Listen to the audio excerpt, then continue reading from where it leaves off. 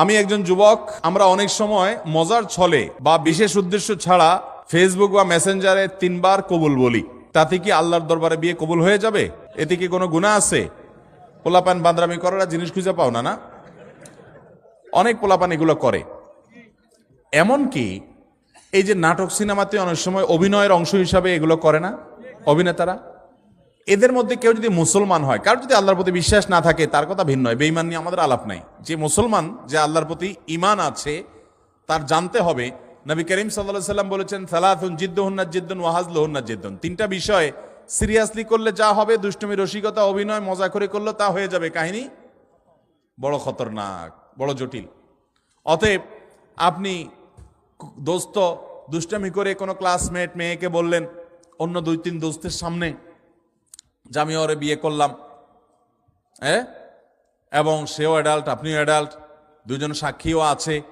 আর বিশেষ করে নাটকে যেটা হয় যে অভিভাবক অনেক সময় থাকে, যদি সত্যিকার অভিভাবক থাকে, ওখানে তো সব বকওয়াস অভিভাবক। মেয়েদের তো বিয়ে অনেক ওলামাদের মতে মেয়েদের বিয়ে অভিভাবক ছাড়া হয় না, কিন্তু হানাফি মাযহাব অনুযায়ী অভিভাবককে জরুরি না, যদি অ্যাডাল্ট হয়ে যাবে তাহলে সেক্ষেত্রে হানাফি মাযহাবের আলোকে এই বিয়ে হয়ে যাবে। 2জন সাক্ষীর সামনে শুধু বলছেন প্রস্তাব, সে বলছে কবুল, দুষ্টামি করে বলছেন, বস কাহিনী খতম হয়ে গেছে। কথা বুঝেন নাই? খুব জটিল একটা বিষয়।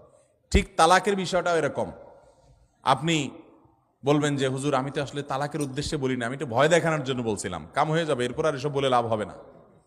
অতএব এগুলো সাবধানে করতে হবে। আল্লাহ আমাদেরকে এই সমস্ত বিষয়, হেয়ালিপনা, দুষ্টমি, এগুলো থেকে বেঁচে থাকার তৌফিক দান করুন। সব জায়গায় ফাজলামি না। আমাদের নবী হযরত মুহাম্মদ সাল্লাল্লাহু আলাইহি সাল্লামকে না সৃষ্টি করলে নাকি আল্লাহ তাআলা কোনো কিছু সৃষ্টি করতেন না। এটা কতটুকু সত্য? এরকম একটা হাদিস আছে, কিন্তু সেই হাদিসকে মুহাদ্দিসগণ, হাদিস বিশারদ, বিশ্লেষকগণ এই হাদিসকে জাল হাদিস হিসাবে চিহ্নিত করেছেন। এর সনদ বিশুদ্ধতার সূত্রে বর্ণিত নয়। লাউলা খুলিকতু লামা খুলিকাতিল আফলাক, নবী সাল্লাল্লাহু আলাইহি সাল্লাম যদি সৃষ্টি না হতেন আসমান জমিন সৃষ্টি হতো না। ভাইরা আমার, নবী সাল্লাল্লাহু আলাইহি সাল্লামের মর্যাদা বলার জন্য মিথ্যা হাদিস বলার কোনো দরকার নাই। আল্লাহ তাআলা তার নবী সাল্লাল্লাহু আলাইহি সাল্লামকে, তার হাবিবকে এমনি মর্যাদা দিয়েছেন, তার জন্য ভুয়া হাদিস বানানোর কোনো দরকার।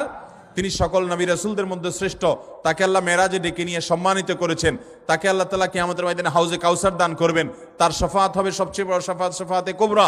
তাকে আল্লাহ তাআলা কত মর্যাদা দিয়েছেন। অতএব ভুয়া ভিত্তিহীন হাদিস বলার দরকার নেই। বুখারীর হাদিসে আসছে, তিনি বলেছেন লা তুতরুনি কামা আতরাতিন নাসারা ইবনে মারইয়াম। খ্রিস্টানরা ঈসা আলাইহিস সালামের মর্যাদা বেশি বলতে গিয়ে ওনাকে আল্লাহর সন্তান বানায়া ঈমান হারা হয়ে গেছে। তোমরা আমার মর্যাদা বলতে গিয়ে এরকম সীমা লঙ্ঘন করবা না।